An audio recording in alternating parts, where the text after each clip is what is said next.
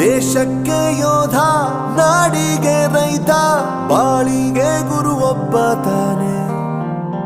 ಅಕ್ಷರ ಕಲಿಸೋ, ಅಜ್ಞಾನ ಅಳಿಸೋ, ಅವನೂನು ಅನ್ನದಾತಾನೆ.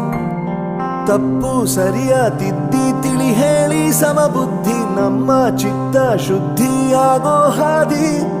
ಎಷ್ಟೇ ದೂರ ಹೋದ್ರೂ ಮರಿಬೇಡ ನಿನ್ನ ಬೇರು, ನಿನ್ನ ಸಾಧನೆಗೆಲ್ಲ ಇದುವೇ ಆದಿ. ಪಾಠಶಾಲಾ